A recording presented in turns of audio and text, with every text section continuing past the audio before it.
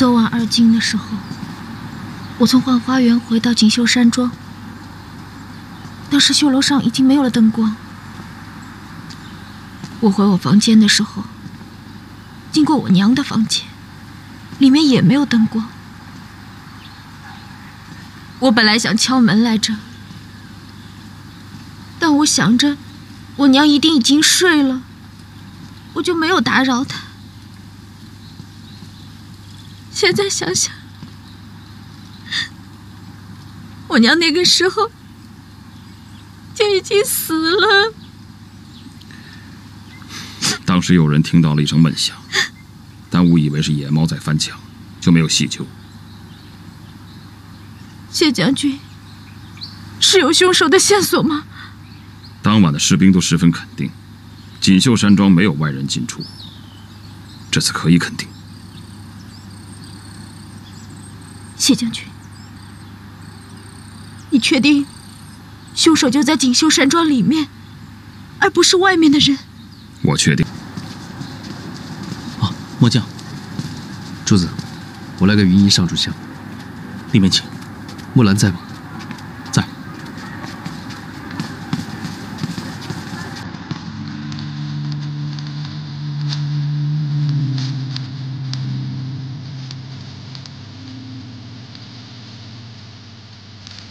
花语，节哀顺变。又到你了。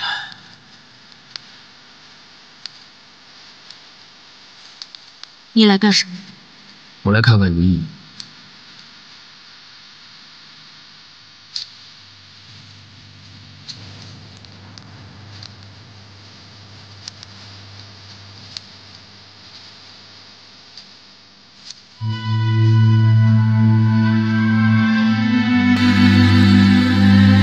木兰，我有话对你说。正好我也有话问你。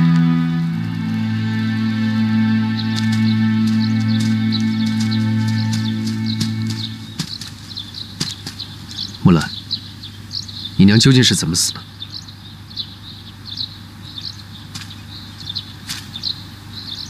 我问你，我娘的死和你有没有关系？你怀疑我？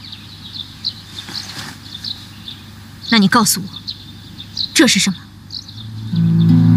这黄铁矿是在你同行的伙伴的马鞍中找到的，你怎么跟我解释？是我干的。我指示我的同伴，将你家的黄铁矿全部偷光，还把市场上的黄铁矿全部搜刮一空。你为什么要这么干？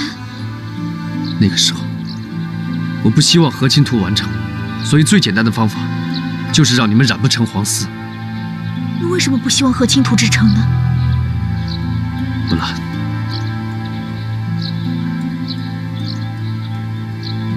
我是柔然人。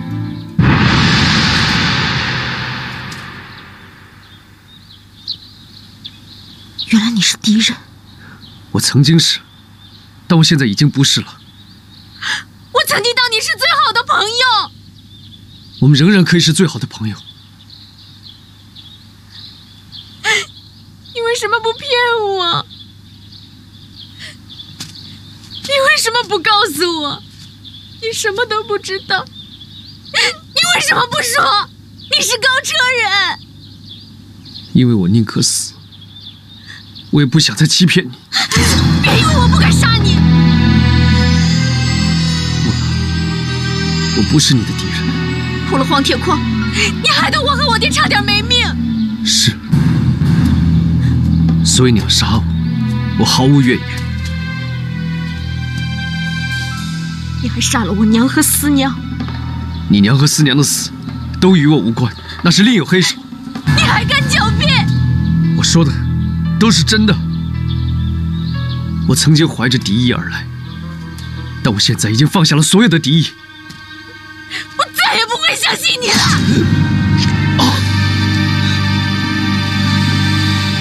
对不起，我不是故意的。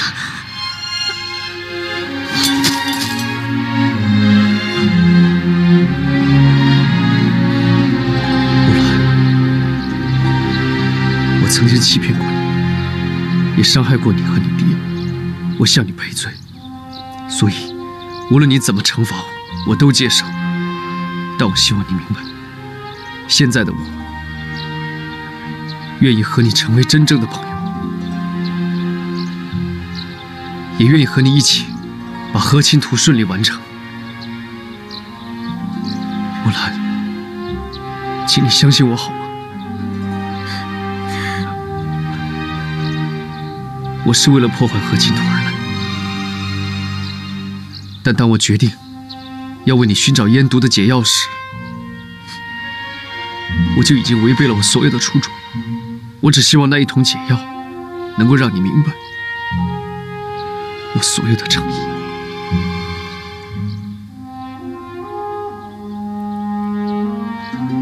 我不会和一个柔然人做朋友，特别是伤害我和我家人的柔然人。木兰，如果你把所有柔然人都当成敌人，那你为什么要为和亲图付出那么多？你不是一直期望柔然与魏国永远和平，不再为敌吗？那你为什么不能和一个柔然人成为朋友？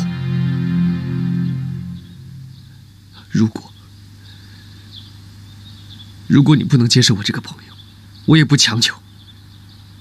但我今天来这里，就是要告诉你，就算我已经放弃了所有破坏和亲图的初衷，但在你身边，还围绕着更加凶残的敌人。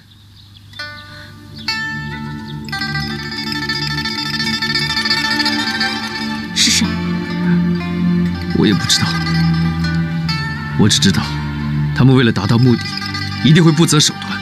他们已经杀了四娘和你娘，绝对不会在乎再多杀你一个。我已经视死如归。木兰，你听我的，你千万不能再去锦绣山庄，他们的下一个目标一定是你。我一定要去。木兰，你别去。我去不去，和你没有任何关系。木兰，你听我说。你什么都别说了。从此以后，我们谁也不认识谁。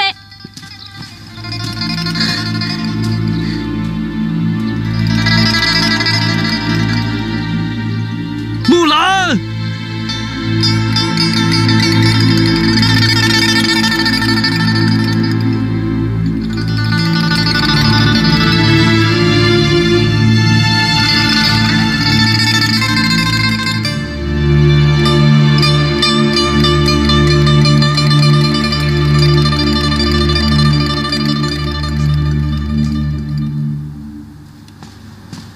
木兰，这天都快黑了，你是要上哪儿去啊？这刀伤药，你要给谁呀？爹，有件事，我不知道该不该跟你说。什么事儿啊？我们五凤谷里有个柔然人。谁呀？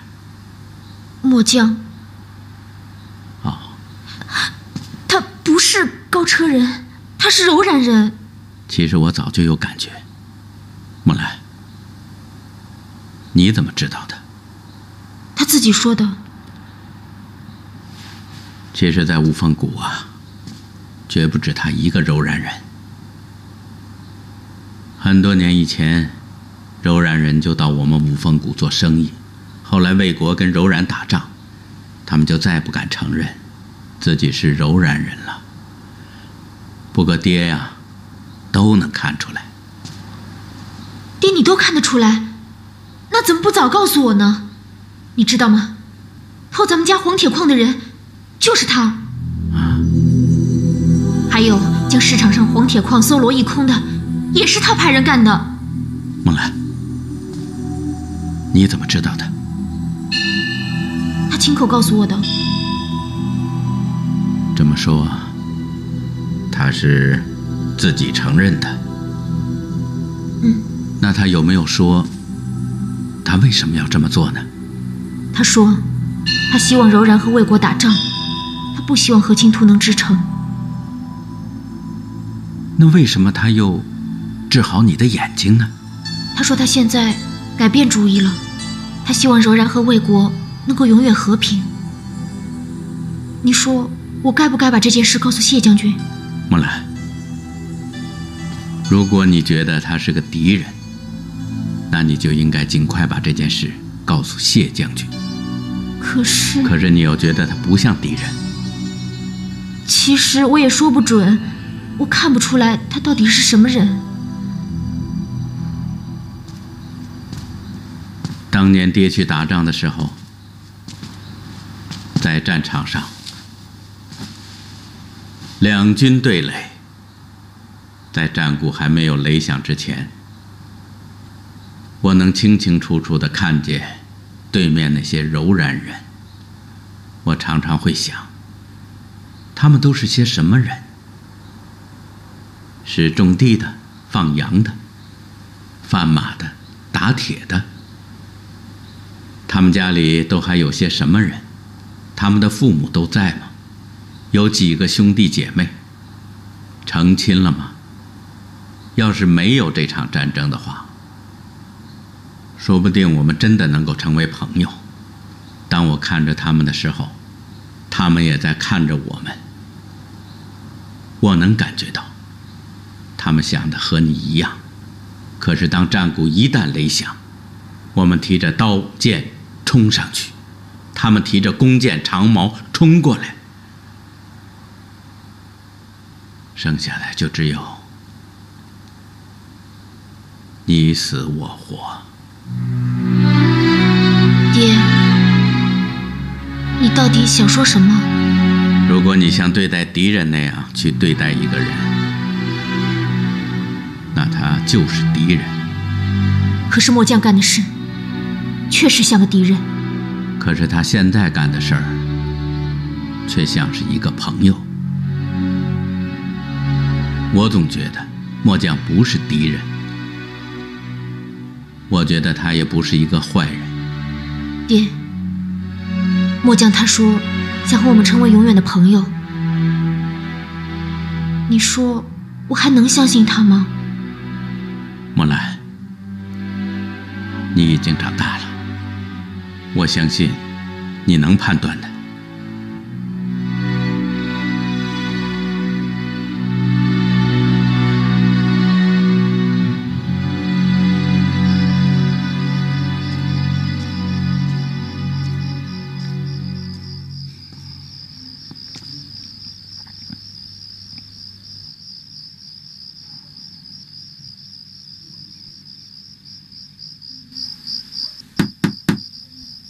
柱子，木兰，怎么这么晚找我？柱子，我有事儿想请你帮忙。什么事儿啊？你说吧。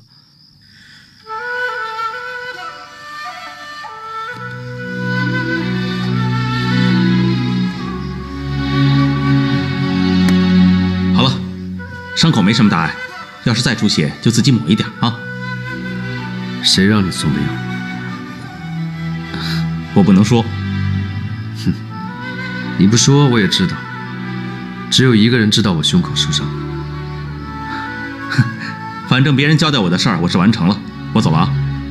哎，等等，我想请你尝尝我们草原上的好东西。啊？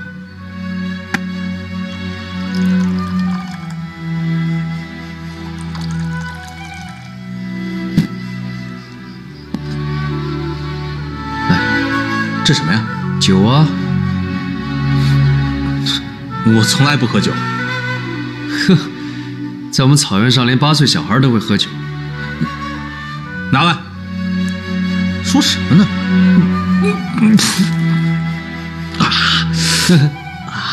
汉子，再喝。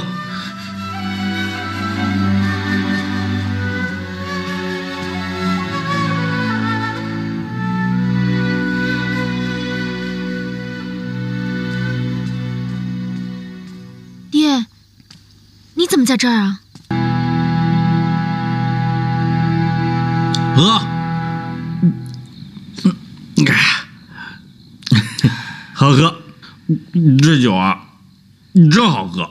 我请你喝的可是我们草原上最好喝的马奶酒。哦，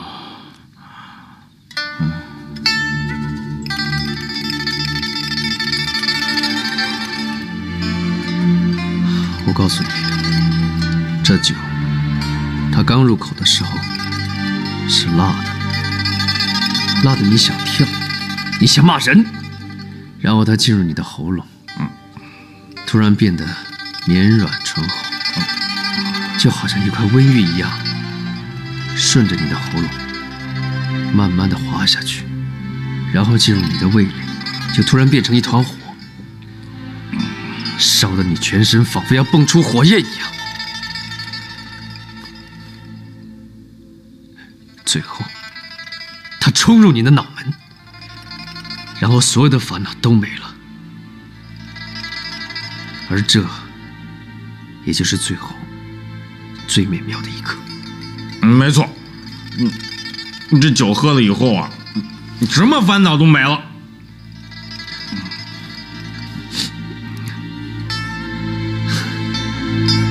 你有什么烦恼啊？我喜欢一个人，可我不知道人家喜不喜欢我。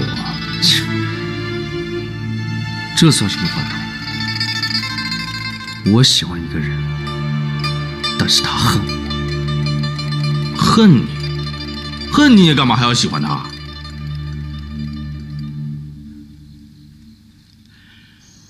爹，起风了，咱们进去吧。你让我再等等吧。我总觉得你娘好像就是出门了，她还会回来的。也许一会儿她就回来了。以前都是你娘在这儿等我，今天就让你爹在这儿等等她吧。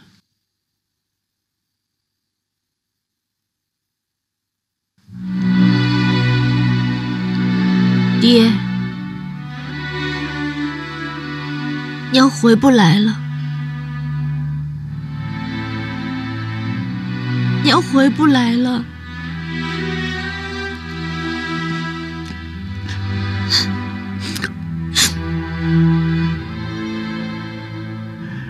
让爹再等等吧，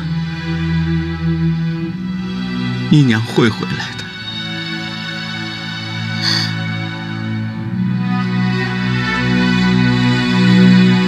娘不在了，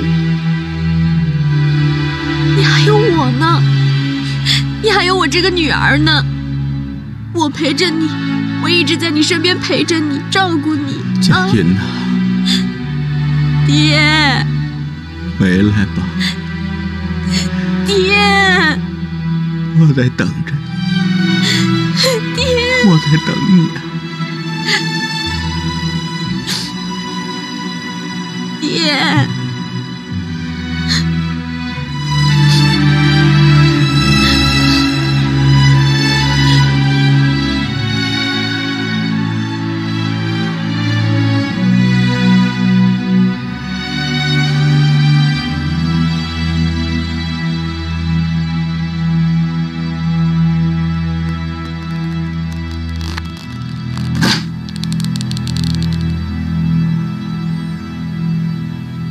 把那根长矛给我。是。这个弦太松了，你们两个紧一下。是。大娜。哦，后红小姐，多伦有消息了吗？还没有。他走的时候说很快就回来，怎么还不回来呀？这我就不清楚了。哎，从可汗王庭到五凤谷需要多长时间啊？哦，有一匹快马的话，走最近的路，大概3天3夜就可以到。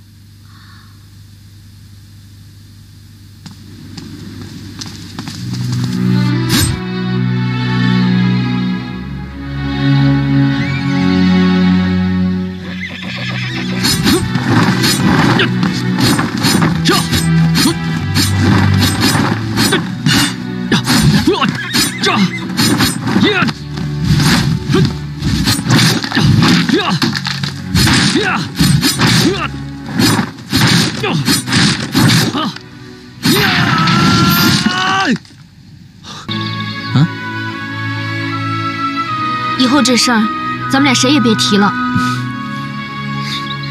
行了行了，快回家吧，奶奶还等着呢。啊，走吧。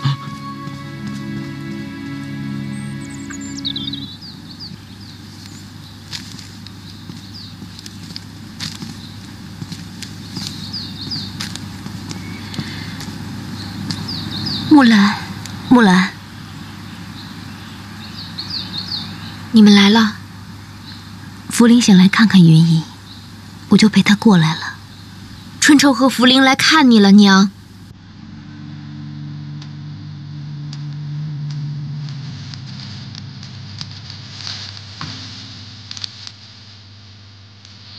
云姨，福林来看你了。我娘死以后，我记得你跟我说，以后你就是我娘。可现在，怎么连你也走了呀？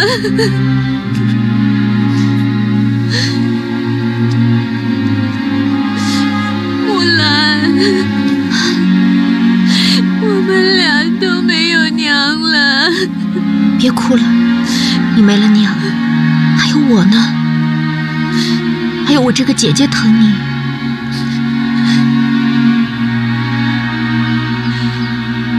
木兰，你也别太伤心了。我没事儿。小浅真、美兰芳他们也要来的，我没让他们来，来了也帮不上什么忙，还不如安心在锦绣山庄之途。春愁姐，辛苦你了，这样安排最好。他们让我给你带句话，请你千万不要太伤心了。谢谢大家。木兰，关于杀人凶手的事情，有没有新的线索？别的我什么都不知道，但我知道，他们的目的就是想让我们害怕，想让我们不敢再进锦绣山庄，不敢再上绣楼。他们想让何青图半途而废。但是不管怎么样，这何青图我们一定要治下去。现在我娘死了，这何青图的主持由我顶上。如果我出了三长两短，福林，你来顶。也算我一个。福林出了意外，春愁姐你来顶上。如果春愁姐也出了意外，那就让小浅他们当中的任何一个人顶上。不管最后剩下谁，这何青图一定要治下去。我们大家说好了，说好了，说好了。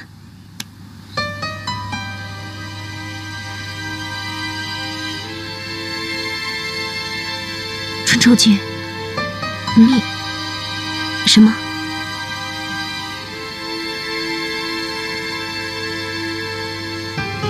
没什么。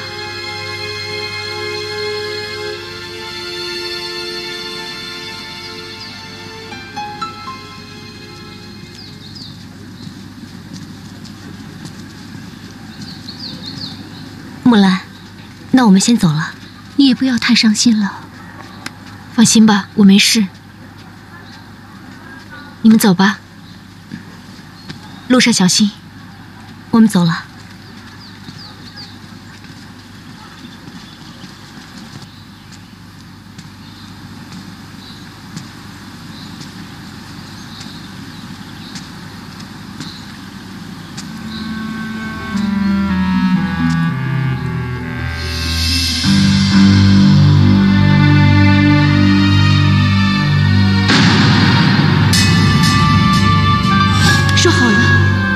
说好了。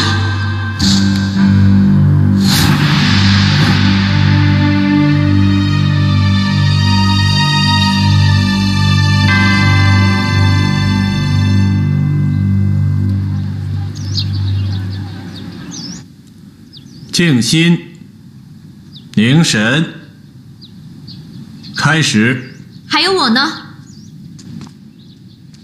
木兰，云姨的头七还没过，你怎么就来了？我放心不下何青图。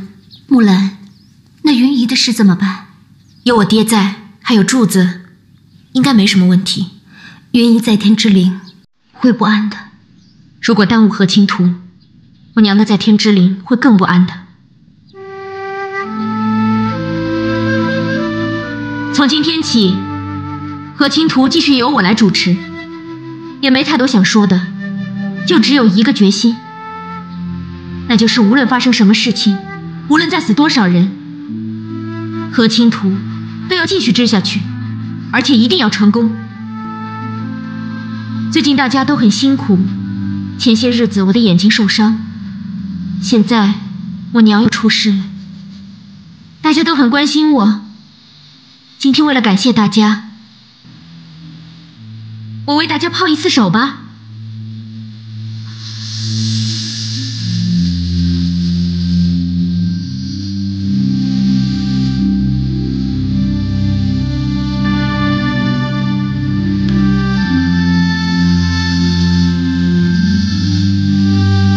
而且你的年龄最小，但是你疗养却一点都不马虎，每一笔每一线都那么认真。木兰姐，谢谢你，希望你一直这么认真仔细下去。知道了，木兰姐。真美，每次听到你踩踏之机的声音，不管我多累多疲惫，我好像一下子都忘了，整个人都振作起来了。你的踩踏那么有力，那么有节奏，配合梭子的声音就好像唱歌一样。但是你的左手还是欠缺点灵敏，所以你的织锦总有点不细腻。如果你想成为最优秀的织女，还要继续加把劲儿。谢谢木兰姐姐。南方，你一直都跟着四娘打下手，四娘死之后，你就勇敢地站了出来。当时我还担心你年纪小，怕你跟不上，但现在看你的表现，我完全可以放心了。现在我娘死了，和青图更加需要你，所以你要加把劲儿。木兰姐相信你一定能行。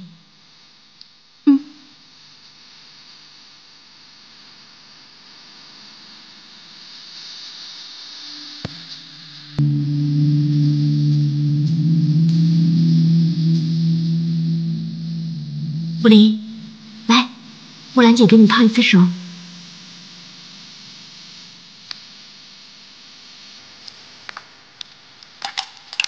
傅林，我知道你还在伤心难过，我现在和你一样，但是我们不能软弱下去。杀害我们母亲的人，他们的目的就是让我们恐惧、软弱、退缩。虽然我们不知道他现在是谁，也不知道怎么才能抓住他，但是只要我们能将和亲图成功完成，那就将他们击败了。木兰，你放心，我已经不是从前那个只会流眼泪的茯苓了，我知道该怎么做。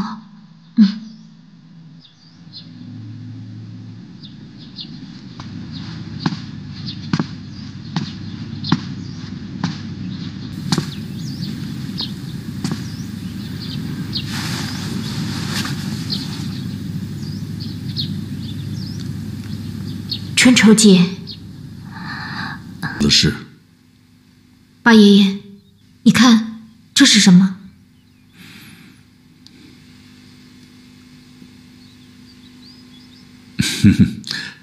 这是炼飞针炼出来的茧。你看，八爷爷这不是也有吗？只有炼飞针的人才有这样的茧痕吗？那是当然，在这个地方长出茧来，只有炼飞针才会长。那炼其他的什么，比如一些特殊的绣花技艺，会有这样的茧痕吗？不可能，我还没听说过有任何的绣花技艺会在这儿长茧的，不可能。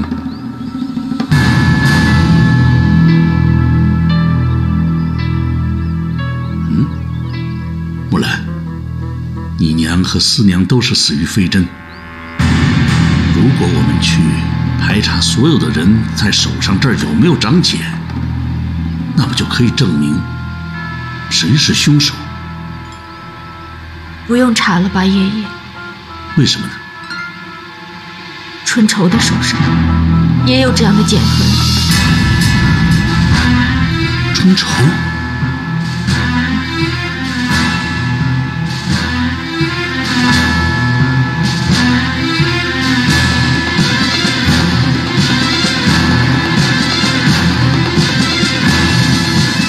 来人，快去请谢将军。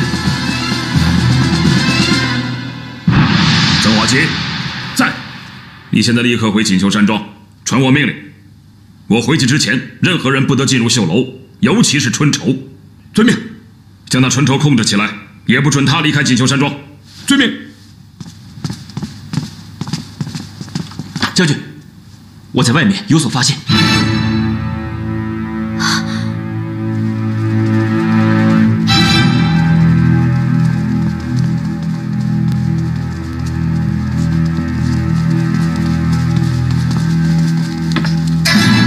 将军，请看。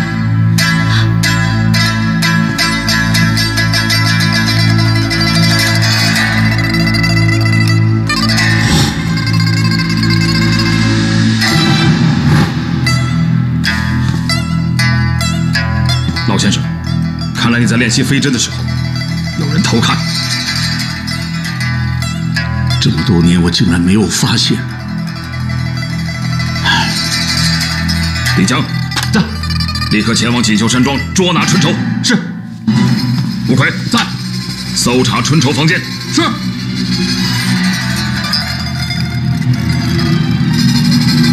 八爷爷，你也别太伤心了。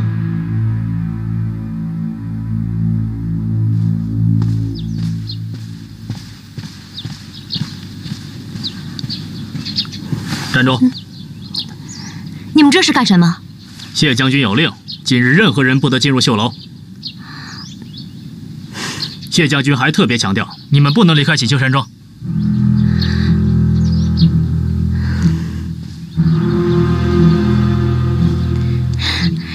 看来谢将军是想让我们多休息一下。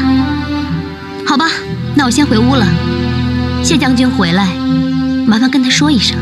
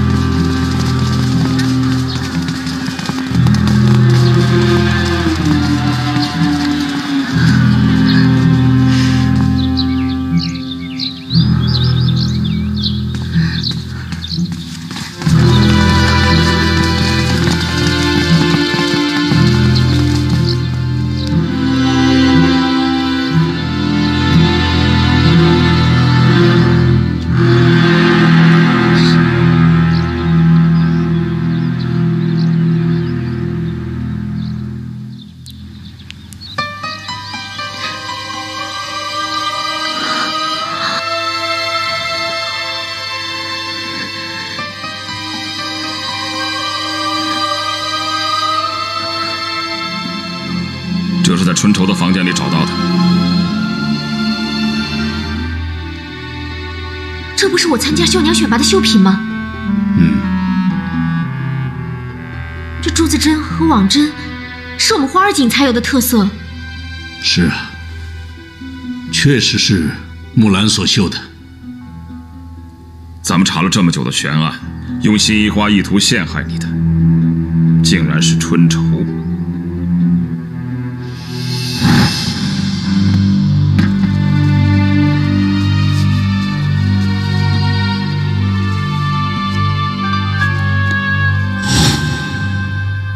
真的是他？怎么会是春愁？可他为什么要这样做呢？这只有让他自己来回答。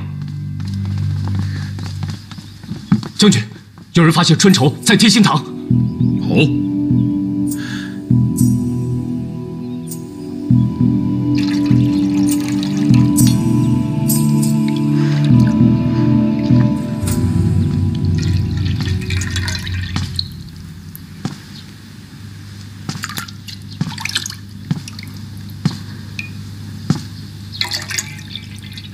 八爷爷说我的手其实不适合做秀女。他说我的手掌太宽，手指太粗，要不是当初我在他门前跪了3天，他也不会收我为徒的。可惜，我虽然拜在八辈残门下，可是他的本领，我还是没有学全。当不当秀女并不重要，重要的是做好你自己该做的事。但是我不后悔。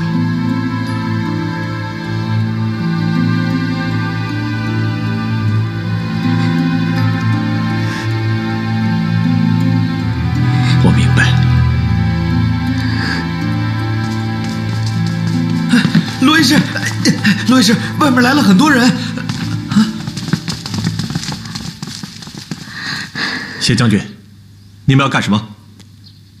罗医师，你出去吧。他们是来找我的。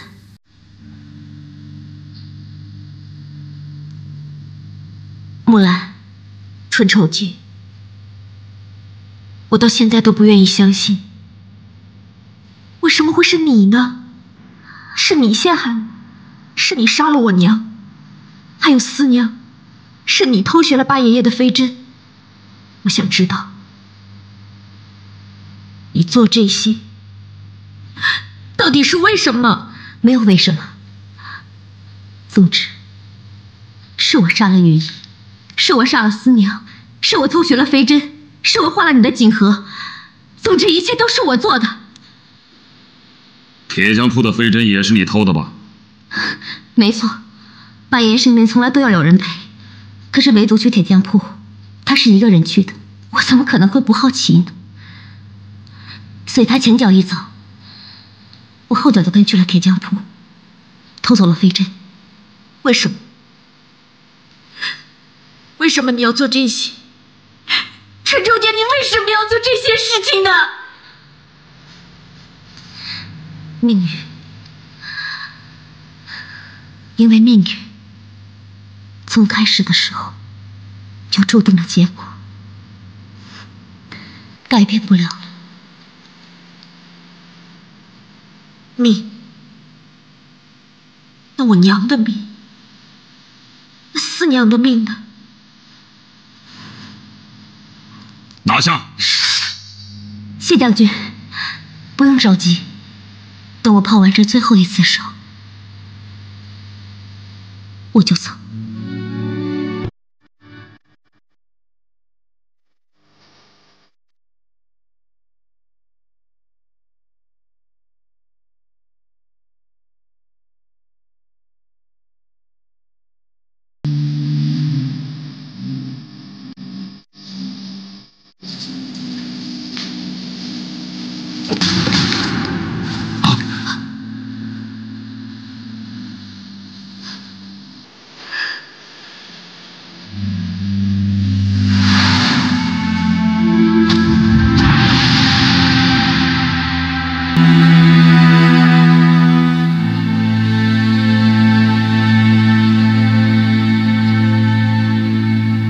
春愁自知罪不可恕，在我们赶到之前就准备了毒药，放入盆中，交代了一切，然后自杀。这是练习飞针用的。对，没错。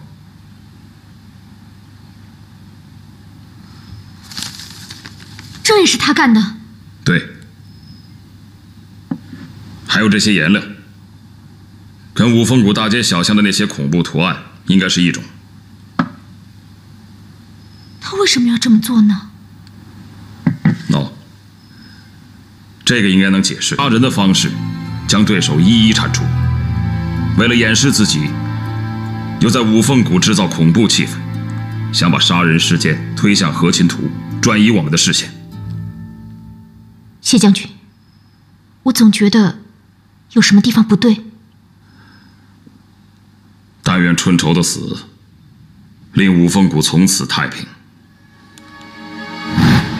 要是换成我要是喜欢上谁，他叫我做什么我都愿意。只想跟他白头到老。不对，春愁的理想不是当天下第一秀女，她只想跟她的如意郎君白头到老。这些事情恐怕没有这么简单。但是春愁已经死了。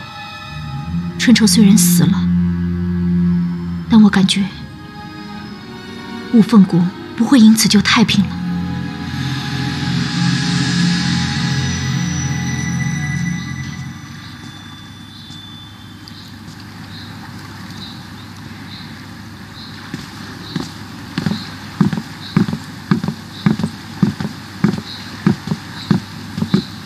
福林，你怎么有空过来？今天锦绣山庄清理春愁留下的东西，所以休息半天。哎，平常你们出门的时候都有士兵跟着，怎么今天就你一个人？凶手都已经死了，就不用那么麻烦了。你说的是春愁？是。春愁临死前什么都招了，我娘和云姨都是他杀的，用幸一花换走木兰牡丹的人也是他。那你说，他为什么要这么做？为了要当天下第一秀女。听谢将军的手下说，如果春愁没有暴露，他下一个要杀的人一定是木兰，再下一个就是我，这样他就是天下第一了。那春愁有没有帮凶呢？没有，他一个人都那么可怕，如果还有帮凶，那后果真是不堪设想。我觉得没那么简单。对了，木兰的解药是你找到的？是啊。你对她可真好。啊，我也是为了和亲图啊。这样啊。上次我还你的汗巾还在吗？汗巾？哦，在。你想拿回去吗？不，我就是问问，你留着。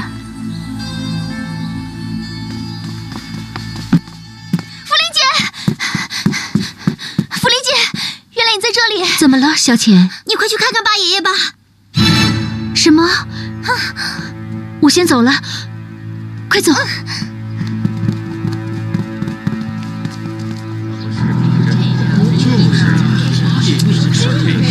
先生，快请进！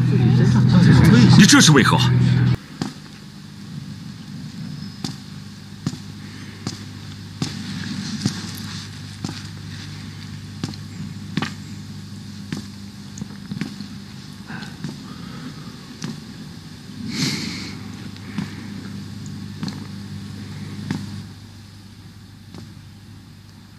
你不是回草原了吗？怎么又回来了？是啊，本来是这么想，但五凤谷最近太热闹了，我舍不得走。这么喜欢看热闹，应该去衙门。来我这儿干嘛？听说春愁最后是死在这里。是啊。但你看起来一点都不难过。生亦何苦，死又何悲？你说，春愁死了之后，是不是代表一切都结束了？死是生的终点，也是死的起点。开始就是结束，结束就是开始。虽然我不懂你说什么，但事情不会就这样结束。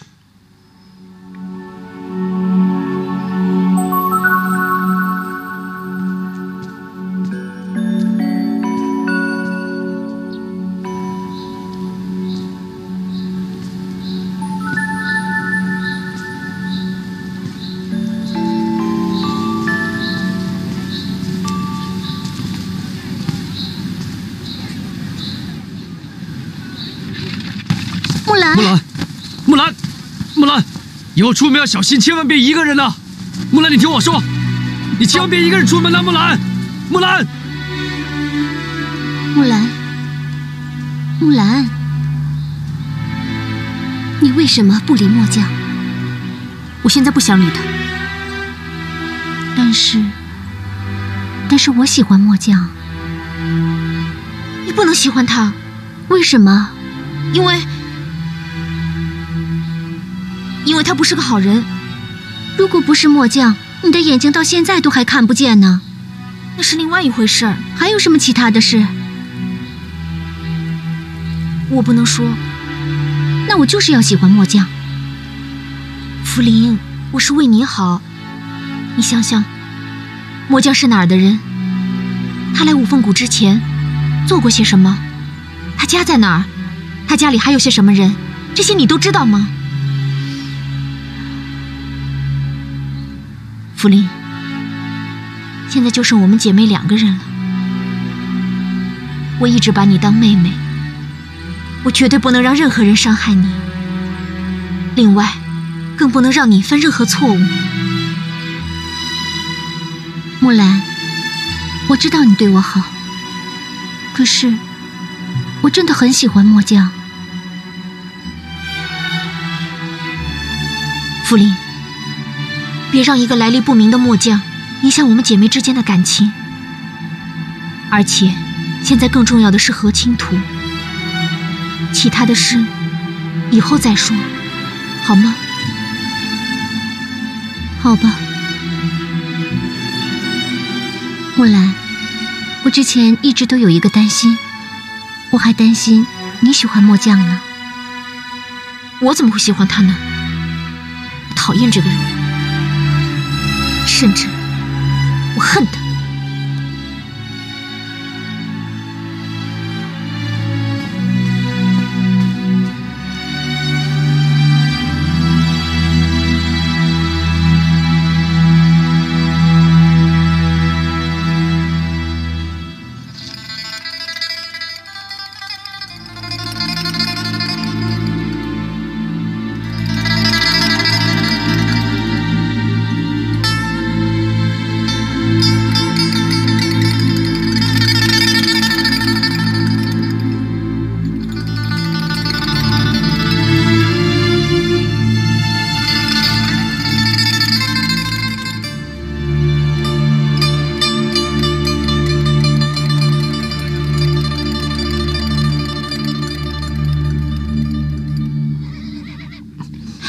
别画那么多山山水水的啊！你就把最近的路线给我画出来就行。后红小姐，咱们还是先跟丞相商量商量吧。说什么呀？我爹去见老可汗了，还不知道什么时候回来呢。你赶紧的，别磨蹭啊！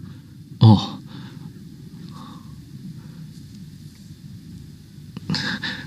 后红小姐，我真的有些记不清楚了。有些记不清了啊！你少给我来这套，赶紧的。何红。啊，丞相大人。爹。丞相。你们在干什么？我要去五凤谷。你？多伦走了这么久了，一点音讯都没有，我心里着急啊。这事儿我心里有数，你别着急，我自有安排。我现在就要去。要去也不是你去。为什么？不为什么，我说不能去就不能去。你们都听好，从今天起，你们跟着他，不能让他离开这里半步。顿住。是，丞相。带小姐回房休息。走吧，小姐。来，当初我就不该让多伦去中原。是的，他也该回来了吧？说不定多伦就不回来了。我才不要他的东西呢！哪儿来的？给我送回去！什么破东西，把它拿走！小姐别这样，这可是殿下的一番心意啊！什么事？啊，丞相，丞相，这是无题殿下亲自给小姐选的狐皮，可是小姐她却不领情。今天丝绸，明天狐皮，后天宝石，他不嫌烦，我还嫌烦呢。贺红，无题殿下的好意，你怎么可以这样不领情？我就是不领他的情。啊，回去跟无题殿下说，我家贺红太过任性，让他放心，我改天一定亲自向他赔罪。殿下还说了，就算小姐看他再不顺眼，他对小姐的敬仰之情也不会变。他还有完没完？丞相，这……收下啊！丞相，在下告辞。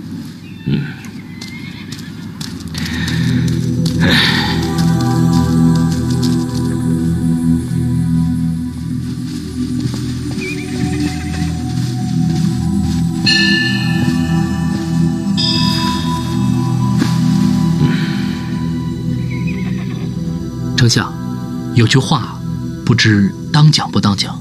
讲。无题殿下不只对贺红小姐心仪，对丞相也向来是尊重有加。你说的我都知道，只是我们身为谋士，万不可明珠暗投。所谓贤臣，要与明君。多伦王子性情用事，恐怕日后算不上什么明君。多伦王子聪明绝顶，胸襟开阔，志向高远，但缺点却是喜欢性情用事。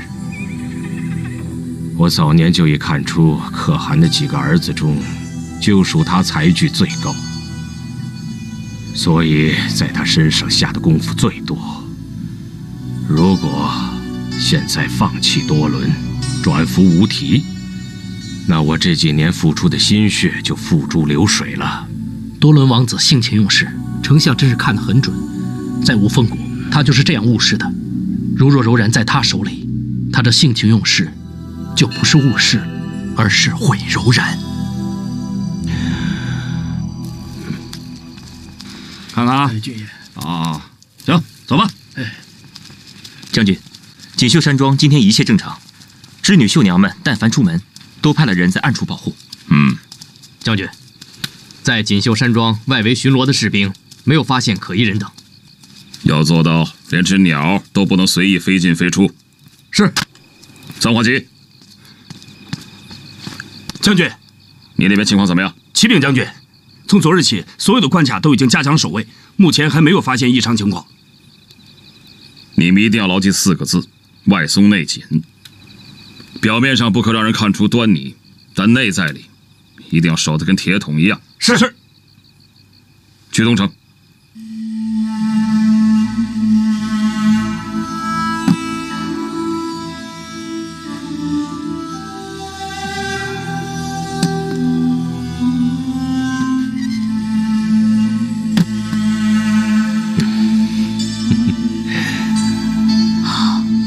何红，你看你一天到晚就知道玩刀弄剑，也不学学女工。那玩意儿多没劲啊！我才不学呢。从3岁起，我就教你绣花织布，可到现在连朵花都绣不出来。以后嫁了人，会被婆家瞧不起的。谁说的？我是柔然丞相的女儿，谁敢瞧不起我呀？你看你，我真是把你宠坏了。你都要把我关起来了，还说宠我，气死我了！爹不让你去五凤谷，是为你好。多伦的事儿，爹比你着急。你只是担心他是不是跟其他女人在一起，而爹担心的事情更多、更重要。爹，既然你也担心多伦，那把他叫回来吧。你放心吧，爹都计划好了。哎，今天无题派人送礼物过来，你为什么又发脾气呢？我那是故意的，我不想让他缠着我。爹之前跟你说过的，你都没听进去是吧？我听进去了，可是我做不到。我宁愿自己一个人，我也不想跟他在一起。我的心里从来就只有多伦一个人。爹知道，所以爹一直以来全力辅佐多伦，在可汗面前从来也只说他一个人的好话，还不都是为了你？真的吗，爹？多伦比无题更有希望。但是就怕万一，大局未定，他们2个我们谁都不能得罪，明白吗？不明白。不管你明不明白，你听爹安排就是了。哎，以后见了无题，记住一定要开开心心的，就算是帮爹的忙，知道吗？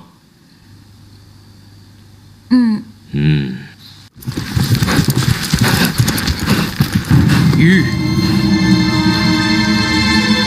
末将，你怎么在这儿？驾！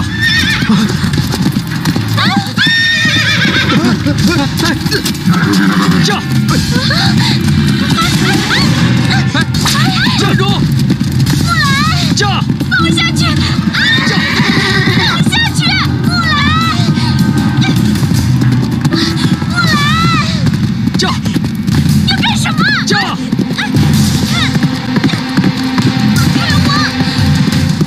你们究竟是干什么吃的？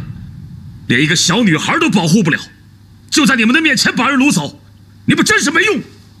将军，之前我问过他们，实在是事出突然，他们根本来不及反应，何况末将的马又跑得快，他们真的追不上。他们早干什么去了？难道末将候在墓园门口，他们就没发现？在战场上一个个都挺机灵的，为什么在五峰谷，一个个都变成了瞎子、聋子、呆子？驾！放我下来！放我下来！我不认识你！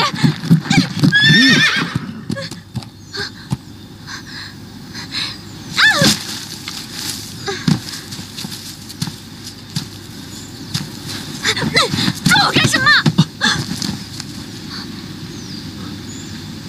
你打够了没有？你到底抓我干嘛？我只想跟你说几句话。说吧。春愁绝对不是最后一个凶手，你现在依然很危险。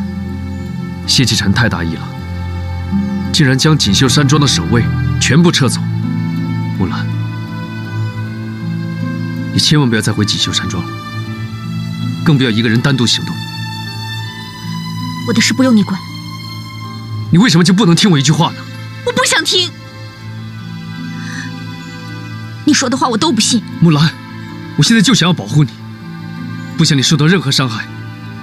我更希望和亲图能够完成，柔然与魏国不再打仗。你相信我也好，不相信也好，你甚至可以告发我，杀我的头。但是我说的每一句话都是真的。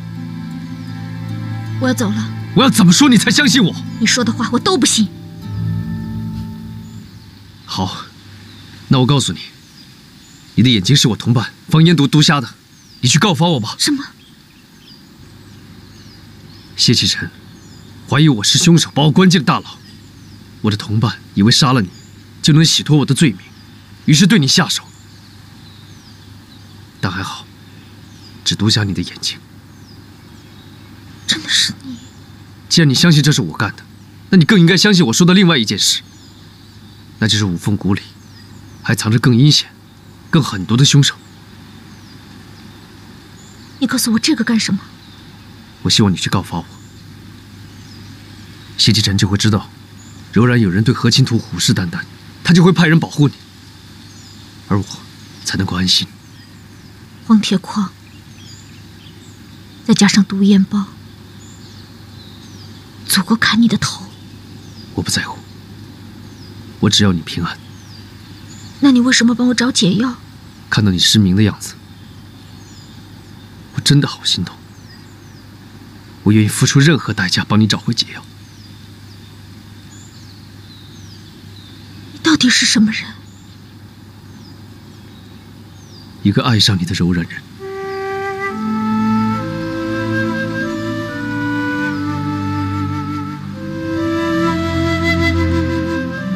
我不会爱上一个柔然人。从此以后，再也不要来找我。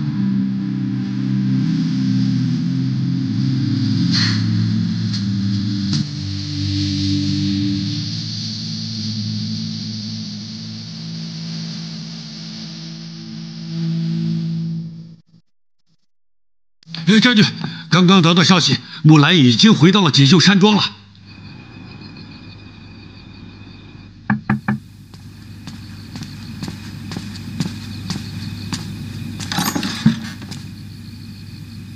傅林，快进来。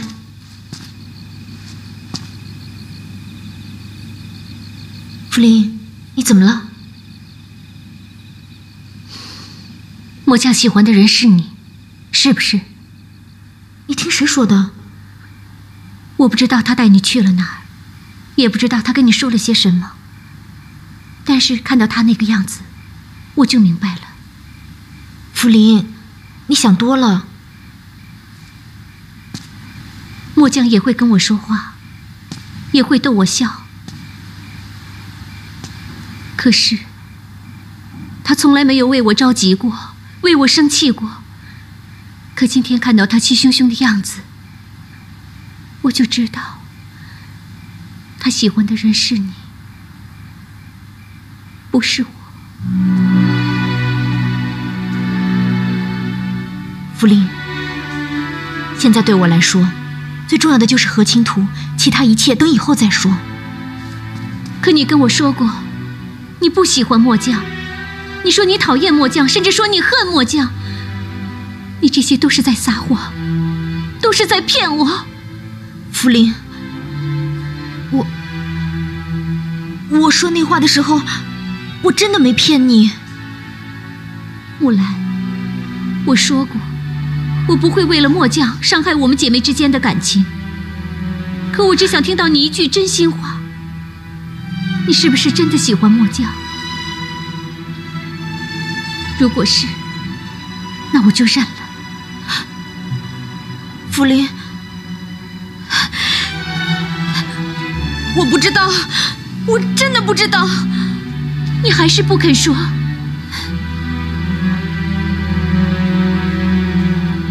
福林，我跟你说的是真话。在我心里，现在最重要的就是和亲图。我希望你也能把和亲图放在第一位。可我放不下末将。福林，答应我，任何人、任何事，都等以后再说吧。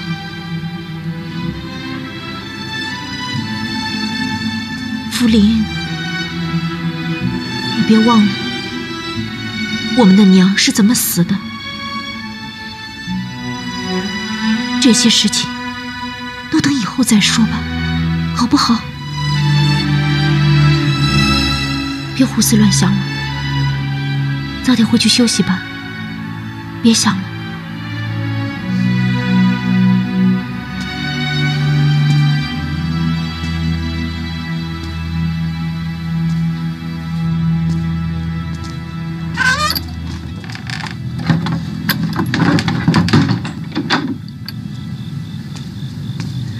木兰，你又要去幻花院啊？紫苏她爹好点了吗？没有，所以我得常去陪陪他们，他们心情好一点，身体也能好得快点。木兰，辛苦你了。没事儿。福林，这段时间我要常去幻花院照顾紫苏的爹娘。和亲图这边，你多辛苦点。你放心。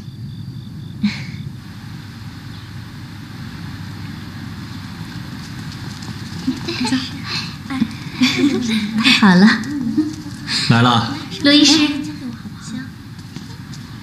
罗医师，我的盆呢？是不是小三子又把我忘了？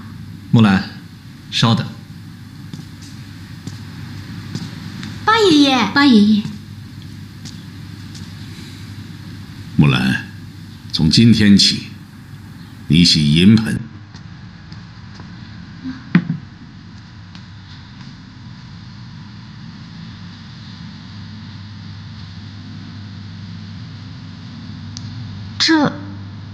这是我和谢将军共同商量的。这不太好吧？要论技艺，论威望，银盆与你当之无愧。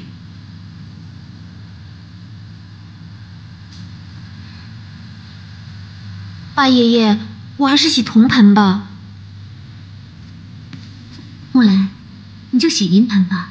其实这也是我们大家的意思。是啊，木兰，是啊，木兰姐，就洗银盆吧，都洗吧。木兰呐，这个银盆不光代表着等级，它还代表着你将会付出更多，它代表着你有更大的责任。所以，别再推辞了啊！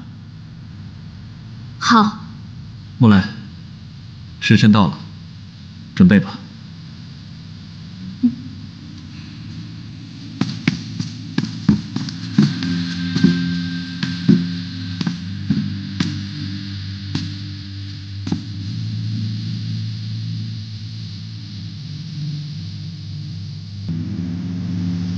静心，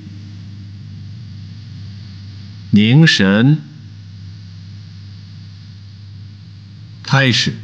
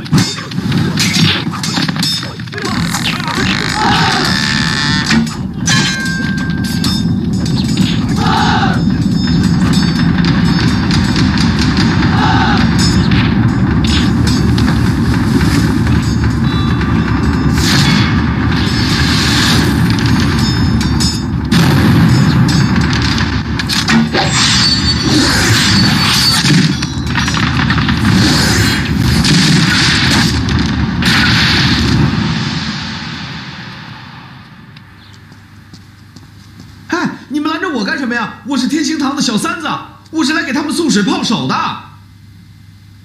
让我进去啊！什么事儿啊？陈先领都同意了，你凭什么不让我们进去？除了木兰他们，其他人等要进这道门，必须要有谢将军的手谕。你的意思是陈先领的话不算话喽？我只认谢将军。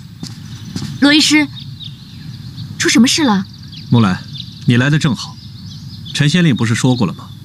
为了和金图，我们五凤谷应该有钱出钱，有力出力。虽然天星堂只是个小医馆，帮不上什么忙，但是我想到你们每天都要泡手的，我就想把泡手汤拿到锦绣山庄，免得你们每天来回奔波。那是好事啊！太谢谢你了，罗医师。陈先令也是这么想的，可是他却不让我们进来。这位小哥，罗医师是我们五凤谷最受尊重的医师，我们这些绣娘的手也全靠他保养。他送汤上门，我们的确方便不少，你就让他进吧。谁说都不管用，反正我只认谢将军的手谕。你看，怎么了？谢将军，你来的正好，这两个人没有你的手谕，还说要进去。谢将军，是这样的，罗医师和小三子为了我们绣娘泡手方便，特地送汤上门。不过这位小哥不见你的手谕，不肯放他们进来。谢将军，此事我已经向陈县令禀报过了，他很赞赏，还希望谢将军能够批准。好啊，我支持你们。回头我专门给你签批手谕。此外，我还要在五凤谷大力推扬。谢谢。谢谢你，谢将军。这里是客栈，这里是马场。平日多伦殿下最爱在马场活动。这里就是锦绣山庄，这儿就是绣楼。在距离他300步开外的地方有一个酒楼，也就是这儿，西霞楼。在它的2楼有一个窗户，直对着绣楼。